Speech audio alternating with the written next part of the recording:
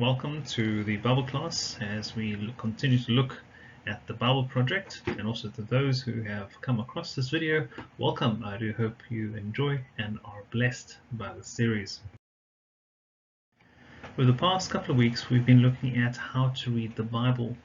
Now, as you can see, there are 12 videos we've covered. So the Bible is really an amazingly orchestrated and thought of book, or library of books. That's what Bible means, biblios.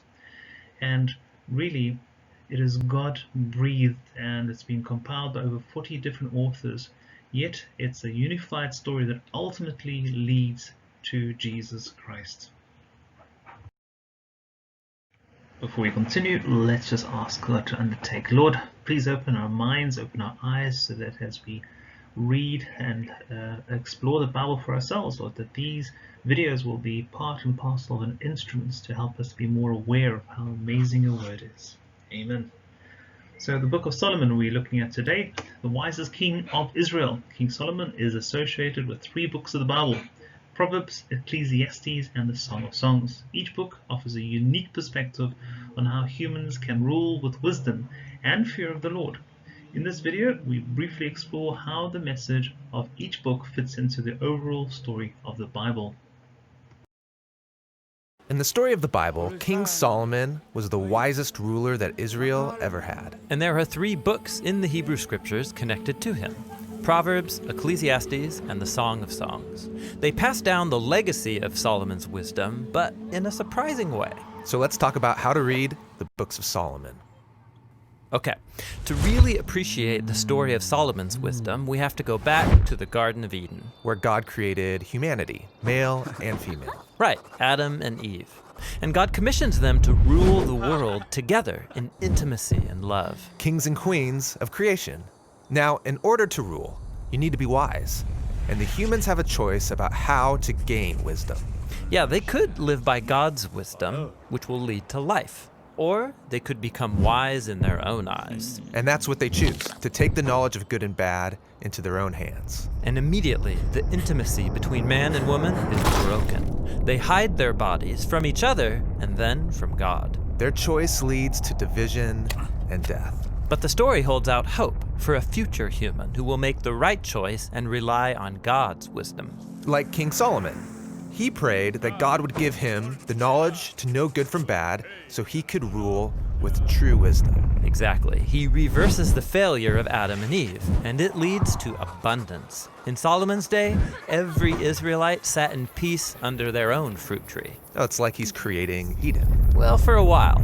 But then Solomon fails. He marries hundreds of women from other nations, and he's deceived to follow their gods. And this begins Israel's long descent into self-destruction. And so when we turn to the books of Solomon, we're invited to learn wisdom from his successes and his failures. Got it. So let's start with Proverbs. Okay, so the book of Proverbs is most well known for the hundreds of short, memorable sayings that teach us how to live by God's wisdom. Like, trust in the Lord with all your heart and don't be wise in your own eyes. In Proverbs, living by God's wisdom instead of your own is called the fear of the Lord. Like in the book's opening paragraph, the fear of the Lord is the beginning of wisdom. Now, Proverbs isn't just memorable sayings. It actually begins with a lot of poetry. Yes, 9 chapters of speeches from Solomon to his royal sons. He tells them to pursue God's wisdom, which is symbolized as an elegant woman. Wisdom is a woman? Yes, so remember, in the Garden of Eden, the man and the woman's intimacy was violated by their failed search for wisdom. But now in Proverbs, humans who reunite with God's wisdom become what Adam and Eve failed to be, wise human rulers. Proverbs 3 even says that when we embrace Lady Wisdom, we're taking hold of the tree of life. Now, we're the ones in the garden. Exactly. Proverbs is saying that every day we all stand before the tree with our own choice to make. And Solomon urges us, choose wisdom and life. Got it. So, how does Ecclesiastes fit into Solomon's story? Well, in this book, it's like we're meeting Solomon near the end of his life, and he offers some sober reflections. Life is hevel. That's the Hebrew word for vapor or smoke, which is unpredictable and uncontrollable. And he's constantly talking about life under the sun. That is, life outside of the garden, how it's confusing and difficult. Right, even when I live by God's wisdom, life can be full of disappointments. Leading up to the ultimate disappointment, your own death. That's depressing. But at the end of the book, he says we should strive to live by wisdom and the fear of the Lord, just with more realistic expectations. Got it. Well, maybe the next book will cheer us up. The Song of Songs, a love poem between a man and a woman, and it'll make you blush. Yeah, on its basic level of meaning, this book is racy Hebrew love poetry. But remember, in Proverbs, humanity's pursuit of wisdom was portrayed with the symbolism of a man pursuing a woman in a garden. But in this song, it's the woman who's searching and longing for her lover. Yes, it's a poetic image of Lady Wisdom pursuing us so that we can have life. In fact, the song ends with a poem about how this lady's love is more powerful than death itself. So the song works on two levels. It's celebrating humans' desire for intimacy, And saying that that desire points to humanity's ultimate purpose, to be united with God and His wisdom. so we can rule united with each other. Exactly.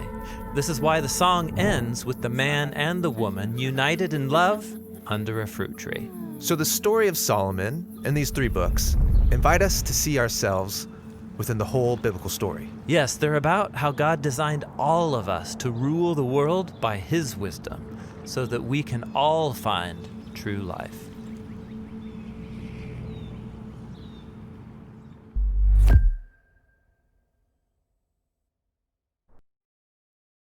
We conclude today's lesson on how to read the Bible with reading biblical law. Have you ever wondered why there are so many ancient biblical laws in the first books of the Bible? What are modern readers supposed to do with them? And why are some of them so odd? In this video, we will explore why the laws were given to ancient Israel and how they fit into the overall storyline of the Bible. If you start reading the Bible from the beginning, you'll get about halfway through the second book, Exodus, and you'll come to a bunch of ancient laws. Thou shalt do this, thou shalt not do that. Now, these laws are all written in the literary style we call prose discourse, and they're found all over the second, third, fourth, and fifth books of the Bible. There's over 600 laws. And since reading ancient law code isn't something you and your friends do a lot, odds are you're going to struggle. So, let's talk about how to read the law in the Bible. So the first thing to remember is that the Bible is not a behavior manual with a complete list of what to do and not to do to make God happy. Right, the Bible is an epic narrative. But in the story, God does tell people what to do. For sure. The story begins with God's plan to rule the world through humans who will trust Him and live by His wisdom. And here we find the first divine command in the Bible. Don't eat from the tree of knowing good and evil, because the day you do, you'll die. But the humans take the authority to know and define good and evil for themselves, and it's not good. It leads to a world of violence and death, and they're exiled from the garden. Okay, so this was the first law in the Bible? Well, it's the first divine command, and it invites people to trust God and live by His wisdom. And so while it's not part of the laws given to Israel, it does foreshadow them, because those too are invitations to trust God's wisdom. So when do the laws of Israel come? Okay, here's the story. Israel is enslaved in Egypt, so God saves them and then invites them into a covenant relationship, like a marriage. And the laws make up the terms of that covenant. And so do we get a catalog of all these laws that God gave Israel? Actually, no, we don't get all of the laws, only examples. And these have been strategically placed in between stories about how Israel keeps violating the laws. So I'm supposed to see that Israel's no different than the humans in the garden. They don't trust God or live by His wisdom. Right, and so it leads to another round of tragedy, violence, and death. And it ends in exile. And so while the laws are good and show God's wisdom, they also expose Israel's inability to be God's faithful partners. I'm following. But when I read the laws, I find a lot of strange stuff. Like not allowing clothing to be made of two different fabrics. Like how does that show God's wisdom? Okay, so it's important to realize that many of these laws are ancient ritual symbols that set Israel apart, that is, made them holy. So some laws made Israel distinct from neighboring nations, while other laws kept them away from things that in their culture symbolized death, disease, and moral corruption. Okay, but what about all of the ritual killing of animals? Sacrifices were also ritual symbols that connected people to God. Since you, a mortal, can't ascend up to God's presence in the heavenly temple, a blameless animal that was offered could go up in your place, covering for your failures so you can know you're accepted by God. I see. But not all of the laws are ancient rituals. Some of them are just about being a good person and treating others well. Well, yes, but these laws aren't just about being good. They're about justice, which is a big deal to God. On the first page of the Bible, we learn that every human is made in God's image and is worthy of dignity. And these laws apply that ideal in Israel's day. In fact, these laws still underlie many of the concepts of justice and equality that we take for granted today. But some of the laws don't seem just, like laws that allow for slavery. Well, if you look at those laws in their ancient cultural context, you'll see that God's working with Israel as he finds them, pushing them towards justice. So slavery isn't abolished, but it is undermined. For example, Israel was supposed to reenact the Exodus liberation by releasing slaves and forgiving all debts every 7 years. This was revolutionary in the ancient world. All right.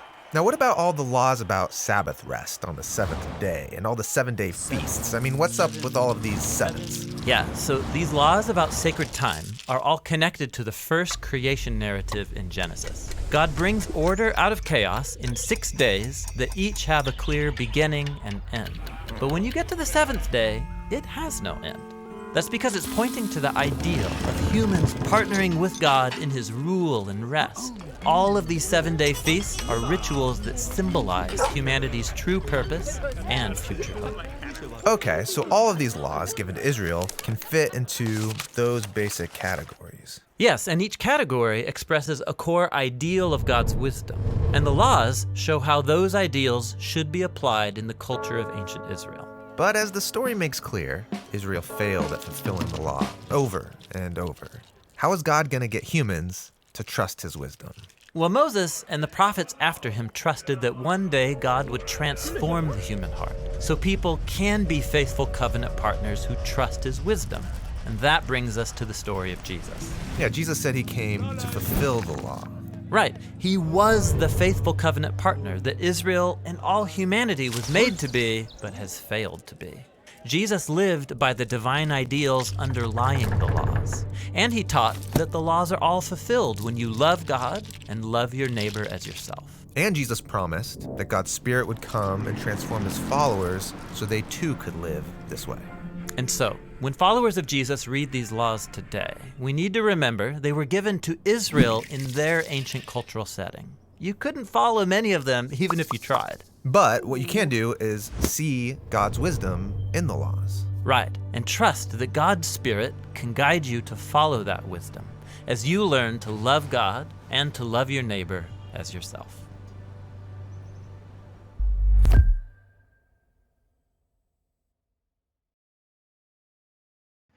Like we started last week, we're going to be looking at some more exciting and amazing finds that have taken place over the recent decades.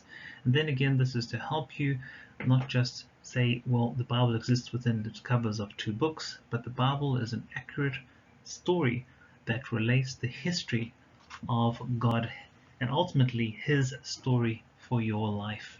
So I do hope you enjoy. Have a blessed week that lies ahead. Be strong and keep looking up. Bethlehem, the birthplace of King David, mentioned more than 40 times in the Bible.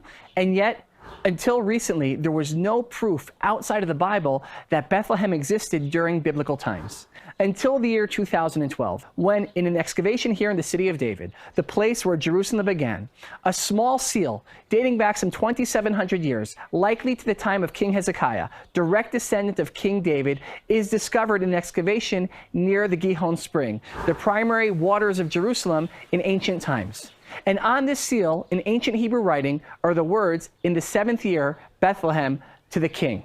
The seal not only affirms the connection that existed in the First Temple period between Bethlehem and Jerusalem, but also affirms the existence of one of the most significant cities in the Bible, Bethlehem. Where is the city of David? Until 150 years ago, had someone asked that question, the universal answer would have been the old city of Jerusalem. Until the year 1867, when Queen Victoria of England wants to discover the treasures of the Bible, such as the Ark of the Covenant, she sends a man by the name of Captain Charles Warren here to the Holy Land, to Jerusalem, to find those treasures. Now, Charles Warren makes a number of discoveries in this area, and he comes up with a theory that the original biblical city of Jerusalem, the city of King David, King Solomon, King Hezekiah, the prophets Isaiah and Jeremiah, is not located inside the walls of the old city, but is located right here where I'm standing in the city of David. And over the next 150 years of archaeological discoveries at this site, Charles Warren will be proven to be correct. King David writes in the book of Psalms, some 3,000 years ago in Psalm 125, Jerusalem is surrounded by mountains, like God surrounds his people forever. Now, why does King David use that description of Jerusalem? Well, if he would have looked out his window to the north some 3,000 years ago, he sees the biblical Mount Moriah, the Temple Mount, the site that the Bible recounts the binding of Isaac, the place where the two temples would have stood. You have to the east the Mount of Olives. To the south, you have the ridge of Armon Hanetziv. You have to the west Mount Zion. Jerusalem is surrounded by mountains. When you're in the place where the Bible happened, the words of the Bible come to life.